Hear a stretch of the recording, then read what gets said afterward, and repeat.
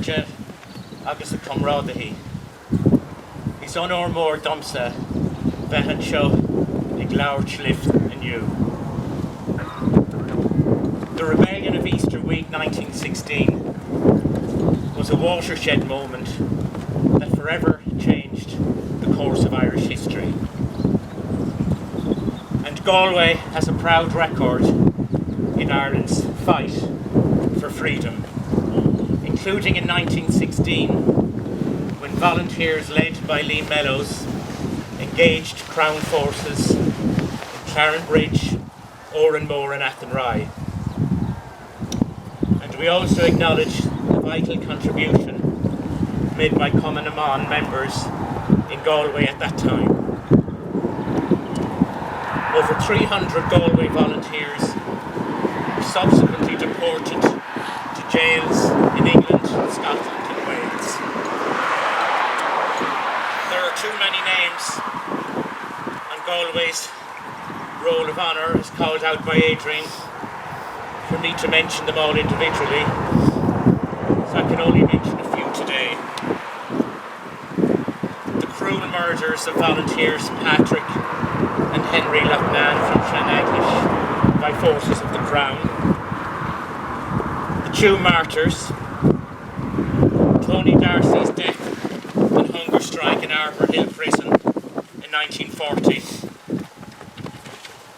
We remember all those who fought for Ireland's freedom in 1916 and those from every generation before and since. To quote Lee Mellows of the volunteer recruits he organised, he said, "Many of them are poor, almost all are. Most of them are unheard of, and yet their work for Ireland deserves to be known. It will never be in our day anyway, in all probability, but it is to them the thanks of future generations of the Irish people will be due.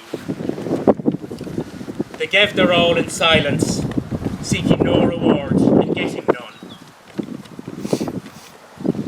We also remember Mayo's massive contribution to the struggle, including the hunger strikers Michael Gaughan and Frank Stagg. And we remember too the late Dan Holman, a proud son of Newport, who attended this commemoration every Easter. We lost Dan in November 2021, a terrible loss indeed to our movement. We also remember today Tommy Morris of Kiltoom, County Roscommon, who died recently. And I also remember my mother, May Scott, who we laid to rest last Monday.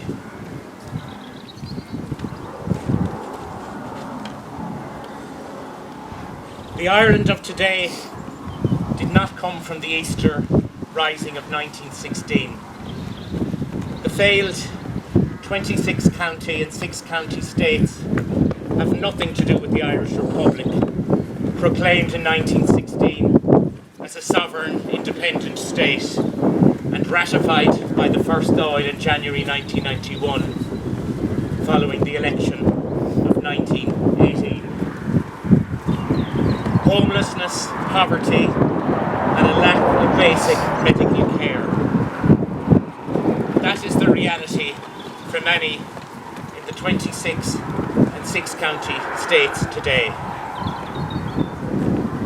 This is totally unacceptable in 2024 and an insult to the men and women of Easter 1916.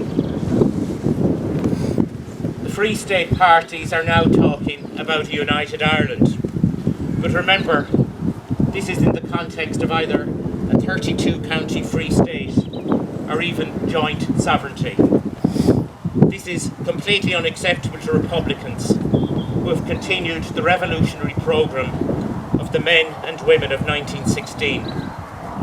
The struggle was and is for a 32 county federal democratic socialist republic where the people are the arbiters of their own destiny.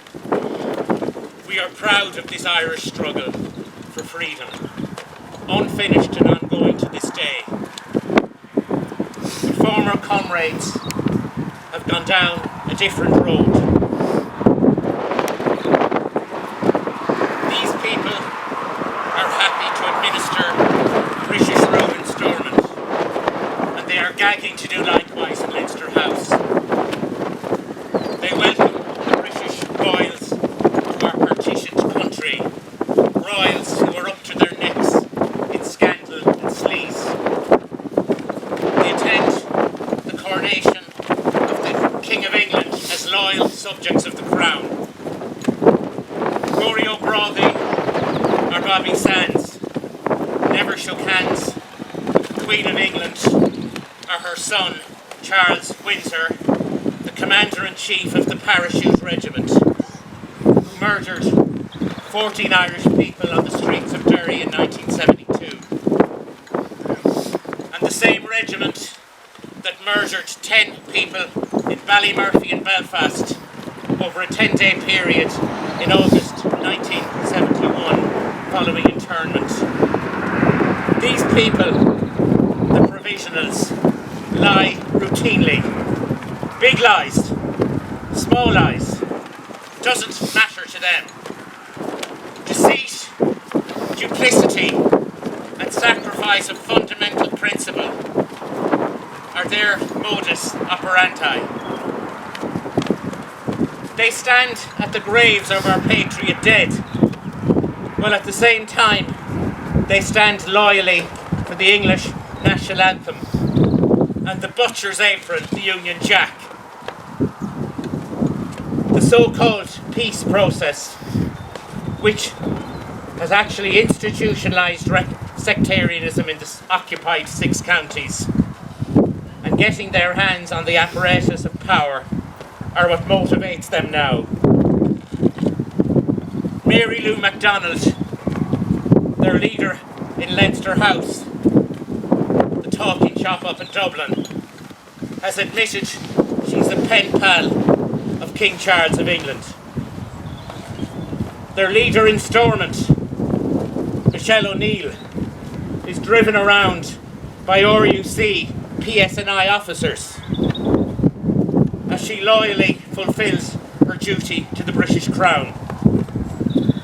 They're well and truly house-trained now and can be safely trusted by their Westminster and Free State masters to administer both failed states.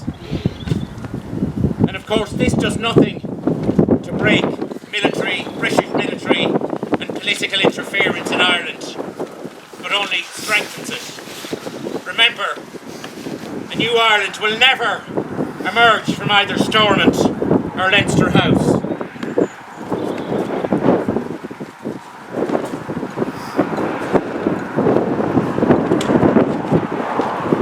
We reject the far-right, anti-immigrant, racist groups that have emerged in recent times. These groups have nothing to offer but hatred and division. Most immigrants come from countries with similar colonial histories to Ireland, and the Irish people have a lot in common with them and their struggles. These racists carry the national flag and treat it with absolute disrespect. They have no genuine sense of history, and all they have to offer is the type of criminality and thuggery we saw on the streets of Dublin last November.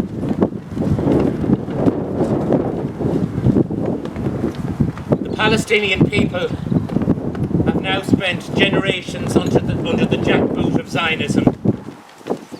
More than 32,000 people have been killed by Israeli forces backed by US imperialists since October. Thousands more dead lie buried under rubble. In the past, the Irish people suffered from the British practice of genocide, and generations were forced to flee Ireland and disperse across the world. And as Irish Republicans, we stand firmly with the Palestinian people. Unlike the provisionals, who to their eternal shame threw out a group of Palestinians America Hotel Belfast in February. The Palestinian people were there to implore the provisional leaders to boycott the St. Patrick's Day junket in the White House. Even the SDLP boycotted the Washington Jamboree.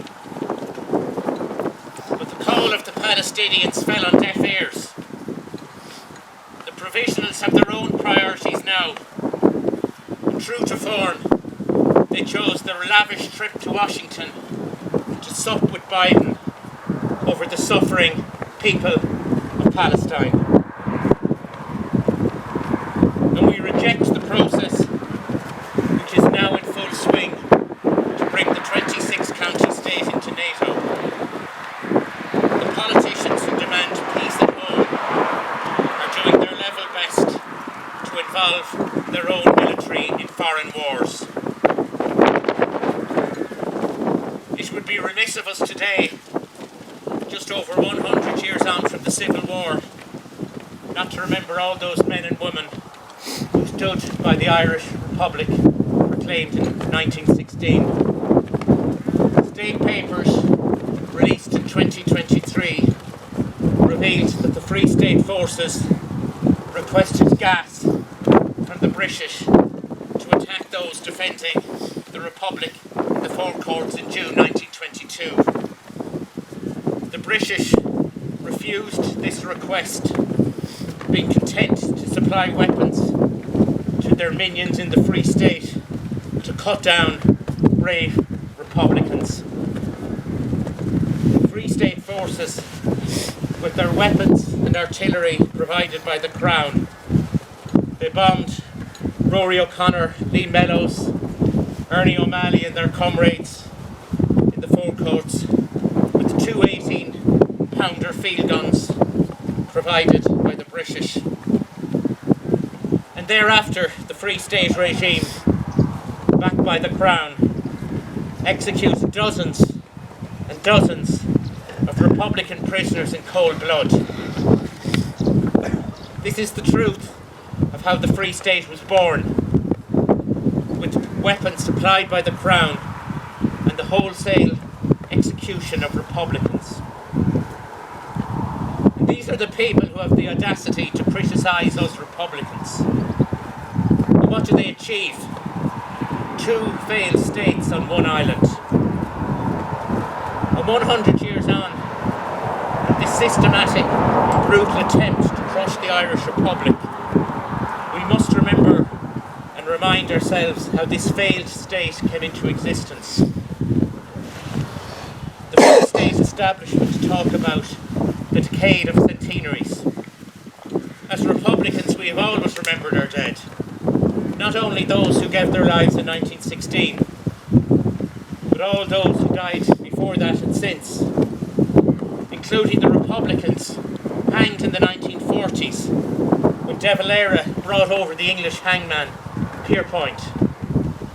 And we remember all the hunger strikers who sacrificed their lives over the generations, and they didn't make the ultimate sacrifice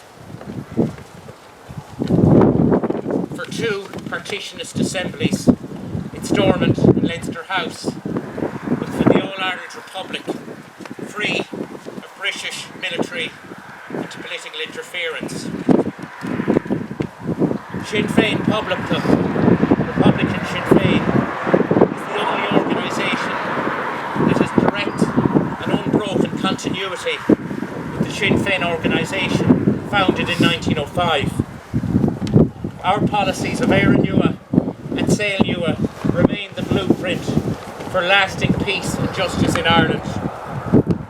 Republican Sinn Féin's analysis, based on the lessons of Irish history, continues to be that while Britain remains in Ireland, there will be men and women who will follow in the footsteps of those who fought at Easter 1916 and in the years following.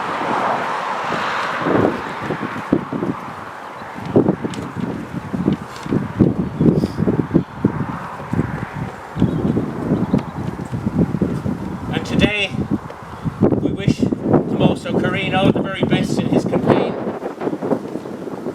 election to the council, the establishment parties are trying to take a seat, so it's important that we hold on to it. Guramaha Gutarish, and thank you for asking me to speak today on Phobluk the Boo.